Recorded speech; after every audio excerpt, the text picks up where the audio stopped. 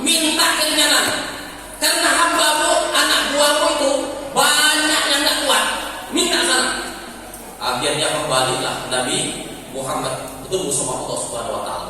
Minta lagi kurang, akhirnya dikurangi 45. Akhirnya turun lagi kembali. Gimana Pak? Sudah dipotong sah, dimasak.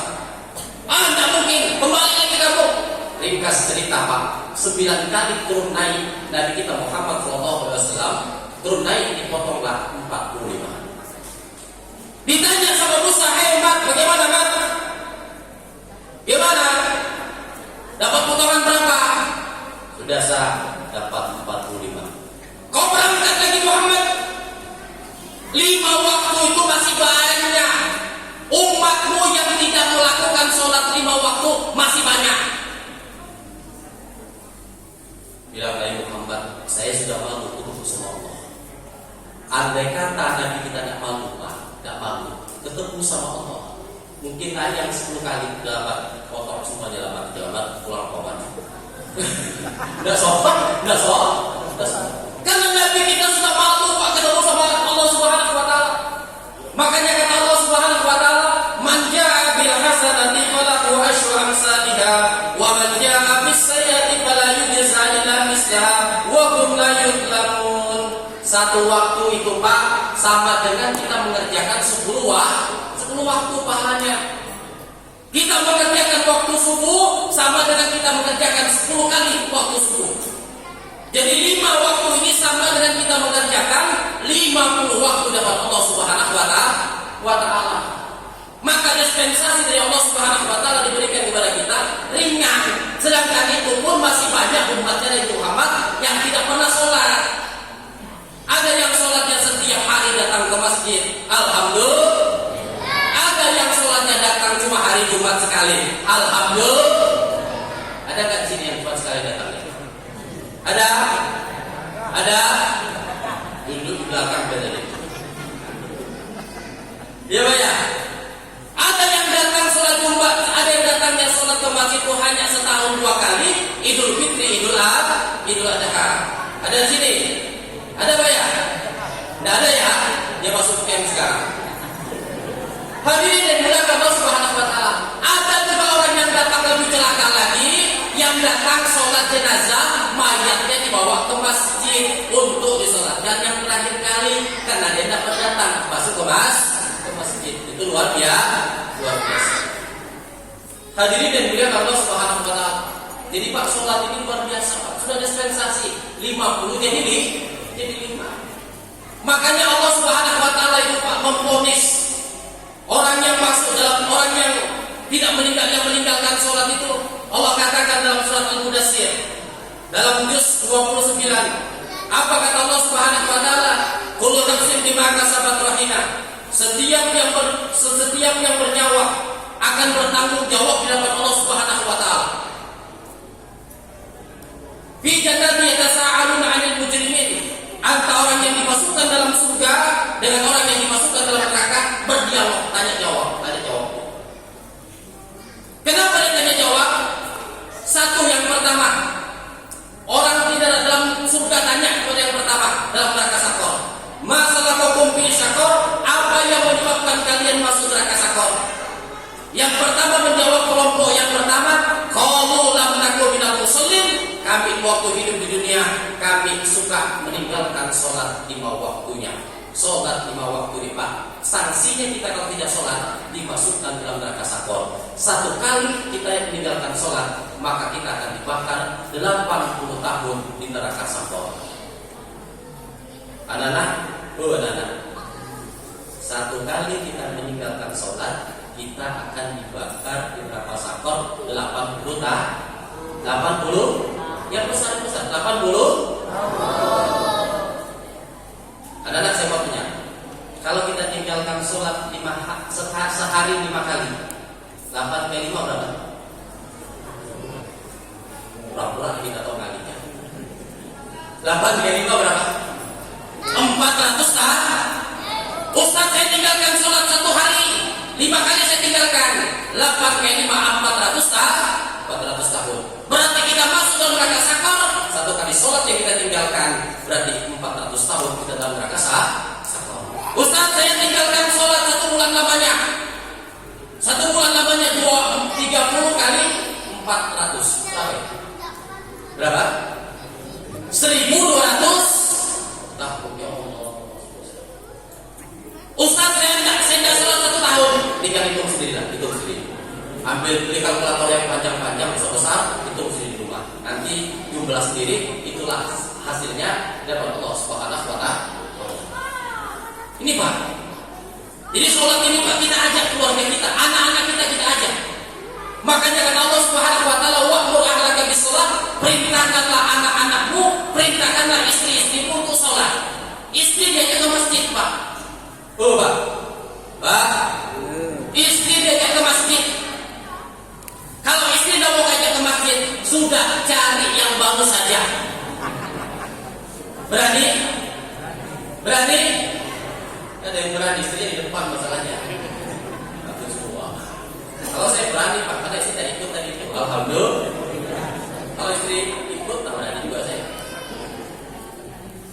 Ajak istri kita Pak. Kenapa kata Allah Subhanahu wa Ta'ala, ya ayyuhalladzina amanu qu anfusakum wa ahlikum nar. Hai orang-orang yang beriman, jaga dirimu, wa ahlikum nar, jaga anak-anakmu, istrimu dari api neraka. Jangan sampai bapaknya sholat, istri tidak sholat, anak tidak sholat. Kalau anak tidak sholat, istri tidak sholat, bapak ahli sholat tetap ditarik, dimasukkan dalam nerakanya Allah Subhanahu wa Ta'ala. Na'udzubillah, subhanallah. Jadi kalau bapak-bapak dari sholat cepat-cepat pulang, bangunkan istrinya. Jangan kopi dulu di sini. Sini kan ada kopi gratis Pak ya. Ada kopi gratis. Cerita panjang lebar, agama panjang lebar. Anak istrinya tidak mau bangun. Dia mau di sini nanti diganti kopi panas di akhirat sana. Hadirin yang mulia Allah Subhanahu wa Ta'ala. Jadi anak istri tadi. Yang ketiga yang saya sampaikan, mi'raj. Nah ini Pak, mi'raj. Mi'raj itu jasad kita berada di bumi, tapi rohani kita ada bertemu dengan Allah Subhanahu wa Ta'ala. Nabi kan Isra Mi'raj. Ya baik. Mi'rajnya Nabi itu jasad dan rohaninya langsung ketemu sama Allah Subhanahu wa Ta'ala. Tapi kalau kita Pak, yang Mi'raj itu adalah hati kita, rohani kita yang Mi'raj. Bagaimana Mi'rajnya hati kita Pak? Mi'rajnya hati kita dalam sholat tadi itu zikir. Mulutnya baca doanya, gerakannya sesuai dengan gerakan, hatinya zikir, ingat kepada Allah Subhanahu wa Ta'ala. Ada orang sholat Pak, syariatnya dia tak sempurna. Ada orang sholat itu belum sampai ke bawah begini. Kalau sudah tua tak apa. Kalau masih muda-muda seperti Pak Rais, Pak Setiawan, Pak Lurah. Pak Lurah itu kadang-kadang begini saya sholat. Ya Pak Lurah? Enggak ya? Ya Pak ya?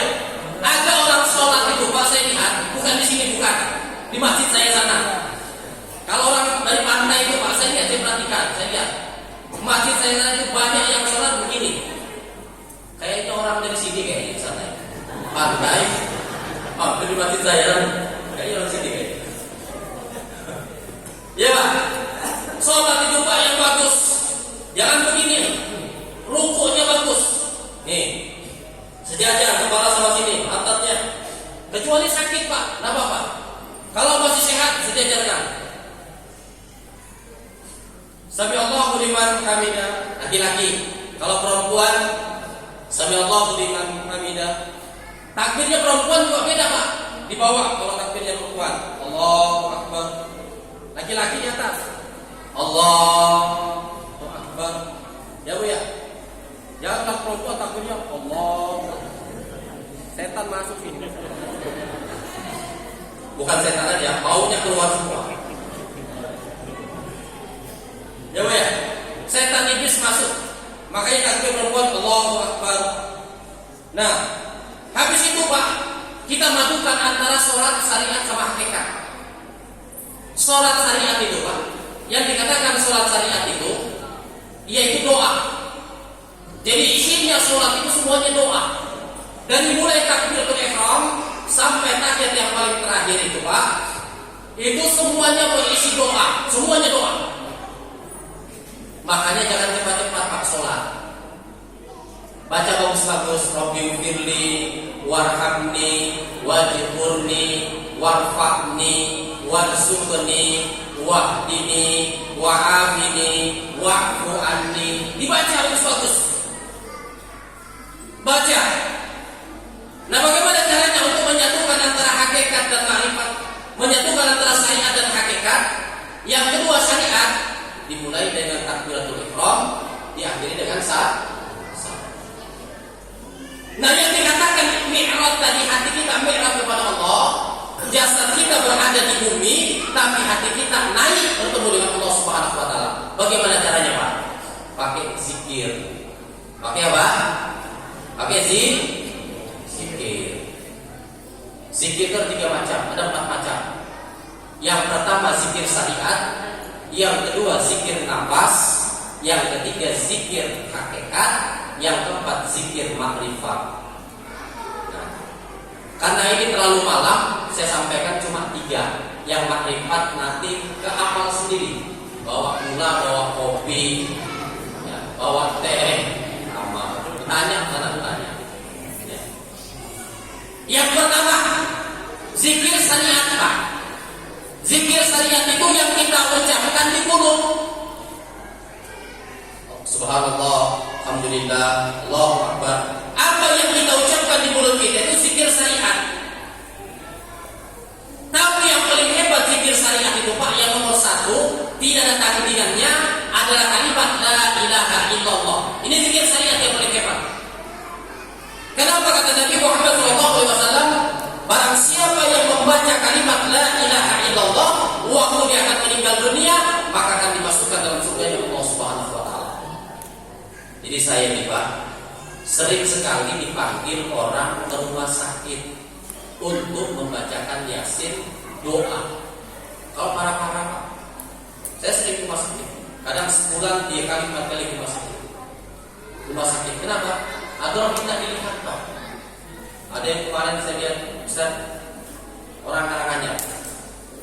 Saya tidak sebut namanya. Ustaz, bapak saya ini sudah 9 hari di rumah sakit. 9 hari Ustaz.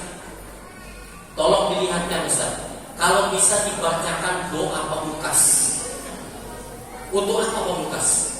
Supaya mudah-mudahan dia cepat berangkat menghadap Allah Subhanahu wa taala. Ini Pak, anak. Ini gara-gara apa? Anak tidak pernah dididik agak. Disuruhnya saya Pak keluarin doa pamungkas. Makanya ini mesti dilatih pamungkas. Dia bilang, Ustaz, ini orang tua saya ini angkatan. Orang tua saya ini banyak baca-bacanya, banyak amalan-amalannya. Akhirnya susah matinya. Kalau bisa dibersihkan Ustaz, biar cepat dia mati. Dia bilang sama saya bilang astagfirullahaladzim.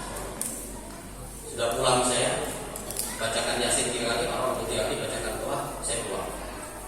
Setelah pulang, dibisik sama saya, Ustaz, ilmunya sudah dicabut Ustaz. Oh, sudah dicabut. Berarti tak lama lagi Ustaz berangkat. Ya potong gua aja dalam Ustaz. Sekali besoknya Pak, mati, meninggal dunia. Telepon sama saya. Saya video call. Telepon, Ustaz, bapak saya mati sudah Ustaz. Mati sudah dia Ustaz. Ya Allah, saya bilang, ini anak kurang ajar. Anak durhaka. Kenapa dia bilang bapaknya mati tidak meninggal? Karena anak ini Pak tidak pernah dididik agak. Karena warisan bapaknya banyak. Makanya dia bilang mati. Bapak saya sudah mati Ustaz. Berarti doa Ustaz ini manjur, bukan manjur. Jadi kalau orang sudah sakit itu Pak, kita datang, kita doakan, bacakan Yasin. Kalau panjang umurnya sehatkan, kalau pendek ambil dalam keadaan Husnul Khotimah.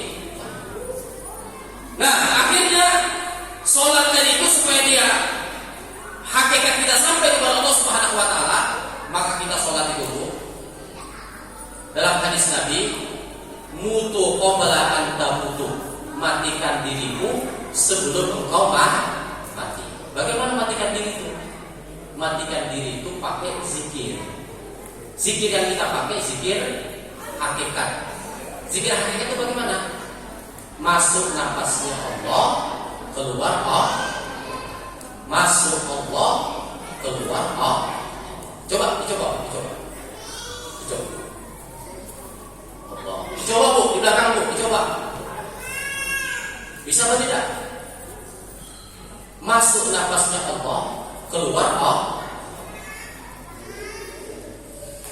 Allah, masuk Allah, keluar. Masuk Allah, keluar. Ini dipakai. Kalau kita mau sholat dalam hadis Nabi Muhammad SAW, maka kita hadirkan hati kita, Pak. Kita hadirkan Allah dalam hati kita, baru kita takbir. Itu yang dikatakan sholat yang khusyuk. Makanya kata Allah Subhanahu wa taala, qad aflahal mu'minun, berbahagialah orang-orang yang beriman, alladzina hum fi sholatihim khashi'un, mereka yang sholat dalam keadaan khusyuk. Kadang-kadang kita ini sholat, mulai kita sholat, dari kecil kita sholat, sampai kita mati, sholat kita itu begitu-begitu saja, tidak pernah khusyuk. Kenapa tidak pernah khusyuk? Karena hati kita kotor. Hati kita tidak kita bersihkan 6 penyakit tadi itu, makanya kotor dia. Nah kalau dia sudah bersihkan itu, atur zikirnya Pak. Makanya di luar sholat itu pakai banyak-banyak. Allah, Allah, Allah, Allah, Allah. Di luar sholat, masuk dalam sholat pakai. Jadi berzikir dulu, habis itu berniat. Saya niat sholat subuh 2 rakaat makmuman billahi ta'ala. Pas kita takbir tadi itu Pak, kita takbir itu Allah Akbar. Yang kita isi itu lafaz Allah, bukan melafazkan niat di dalam hati, bukan. Tapi kalau syariat Pak, kita takbir Allah itu harus melafazkan niat dalam hati. Kalau syariat tingkatan paling rendah. Kalau tingkatan hakikat, dia takbir itu Allah, yang ada dalam hati cuma Allah. Mana dasarnya Ustaz? Dalam Quran, dalam juz 16 surat Toha, innani anallahu la ilaha illa ana. Innani anallahu la ilaha illa ana. Sesungguhnya tidak ada Tuhan kecuali saya, kata Allah. Fa'budni, sembahlah saya. Bagaimana cara kita menyembah kepada Allah? Aqimis sholat, dirikan sholat. Lidzikri, di dalam sholat lidzikri, ingat kepada saya. Jadi kita sholat itu di dalam sholat ingat kepada Allah Subhanahu wa taala. Kalau kita sholat ingat kepada Allah, berarti yang kita sembah adalah Allah. Tapi kalau kita sholat yang kita ingat duit kita, maka yang kita sembah adalah duit. Kalau kita ingat anak kita, berarti yang kita sembah adalah anak. Kalau kita ingat bisnis kita, yang kita sembah adalah bisnis kita. Kenapa? Kata Allah Subhanahu wa taala, dirikan sholat, di dalam sholat lidzikri, ingat kepada saya. Titik Pak. Jadi sholat ingat kepada Allah. Jadi kalau ada ruang kita untuk ingat dunia Pak, sekarang, mulai sekarang, mulai nanti subuh, ayo kita ganti dengan Allah. Contoh, zikir 3 kali, Allah, Allah, takbir, Allah Akbar. Jangan baca kita dulu, jangan. Zikir dulu, masih bagus. Allah, Allah, Allah. Imam baca Fatihah, kita diam di belakang.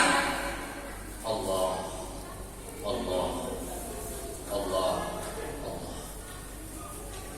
Imam baca surah di depan, kita baca Fatihah. Di mulut kita baca Fatihah, di hati kita Allah. Ini kalau tasawuf Pak. Kalau syariat beda-beda syariat. Kalau syariat itu supaya kita khusyuk, kita baca Fatihah di mulut, kita terjemahkan dalam hati. Itu syariat. Tapi kalau kita terjemahkan di hati Pak, kita baca Fatihah kita terjemahkan di hati, kita baca surat kita terjemahkan di hati. Kalau pandangan secara ilmu tasawuf, berarti yang kita sembah itu bukan Allah, tapi Al-Quran. Karena yang kita lihat, yang kita terjemahkan dalam hati adalah ayat Al-Quran. Berarti yang kita sembah makhluk, bukan Allah. Maka sholat ini Pak, kita naikkan yang lebih tinggi lagi. Makanya kita mi'raj kepada Allah Subhanahu wa taala. dunia, tapi hati kita bertemu dengan Allah Subhanahu wa taala. Itu namanya hakikatnya Isra dan Mi'raj kepada Allah Subhanahu wa taala. Hadirin yang dimuliakan Allah Subhanahu wa taala. Nah, kalau kita sudah baca tadi itu Pak, makanya kalau kita sudah zikir di belakang Allah, Allah, Allah, Allah, pokoknya ada yang masuk Pak. Jadi setan iblis itu menggoda itu bukan di luar sholat saja, tapi kita digoda sama iblis itu di dalam sholat pun digoda sama iblis. Bagaimana iblis menggoda kita di dalam sholat? Maka diingatkanlah kita kepada pekerjaan, diingatkanlah kita kepada dunia, kepada anak dan sebagainya. Diingatkan kepada kita supaya sholat kita ini level di tingkatan syariat. Nah, kalau hati kita terus zikir kepada Allah Subhanahu wa taala, mulai dari takbiratul ihram sampai salam kita zikir kepada Allah Subhanahu wa taala, maka salat kita di peringkat yang pertama namanya surga Firdaus. Surga ini ada 7 macam. Surga VIP adalah surga Firdaus. Yang pertama masuk dalam surga Firdaus adalah orang yang khusyuk salatnya waktu dia hidup di dunia. Amin Allahumma. Amin Allahumma. Makanya kalau sudah sholat kita khusyuk Pak, sudah tidak terpengaruh sama siapa-siapa. Apa kata Allah Subhanahu wa taala? Utlu ma uhiya ilaika minal kitab. Utlu ma, bacalah kitab saya yang saya berikan kepada kamu. Aqimi sholat, dirikan sholat. Inna sholata tanha 'anil fahsya'i wal munkar. Sesungguhnya sholat itu mencegah kalian dari perbuatan keji dan munkar. Perbuatan yang diharamkan Allah Subhanahu wa taala, sholat bisa mencegah. Karena kenapa? Sholat kita ini sudah sampai kepada Allah tingkatan khusyuk yang kepada Allah Subhanahu wa taala. Jadi sholat itu fadhkuruni azkurkum. Ingatlah kalian kepada saya akan ingat kepada kalian. Jadi kalau kita sholat ini, media kita ini adalah ingat kepada Allah Subhanahu wa taala. Andai kata ibu bapak sholat, mulai takbir sholat Allahu Akbar, kita zikir Allah, Allah, Allah. Di dalam kita zikir meleset hati kita Pak, kembalikan ke Allah. Kalau kita berangkat dari Perumnas ini ke bandara, kita naik mobil setirnya miring ke kanan, kita nak luruskan Pak. Ini mobil tidak akan sampai ke bandara, ini mobil akan masuk ke Paren. Otomatis sama dengan sholat. Kalau sholat sudah di dalam hati kita ada dunia, ingat dunia, maka sholat kita semakin kacau dan bingung ini sudah berapa rakaat. Kadang dia bangkit dari rukuknya, sami'allahu liman hamidah, karena yang dia pikir masalah dunia, ini 2, 3, 2 apa 3? 2 apa 3? Betul lah ya? Jadi sholat tadi itu, yang pertama tadi itu kita harus sampai. Bagaimana caranya Pak? Latihan di rumah. Waktu kita pulang Pak, zikir jangan sampai putus. Karena zikir yang saya sampaikan pada malam ini zikirnya tingkatan wali. Wali itu Pak, hatinya tidak pernah putus untuk ingat kepada Allah Subhanahu wa taala. Jadi mudah-mudahan yang di sini semuanya jadi walinya Allah Subhanahu wa taala. Amin Allahumma. Sudah 1 jam saya ceramah, 1 jam 6 menit sudah, nggak usah panjang pendek sama juga uploadnya. Ya, bercanda. Ayo sama-sama kita berdoa, mudah-mudahan mendapat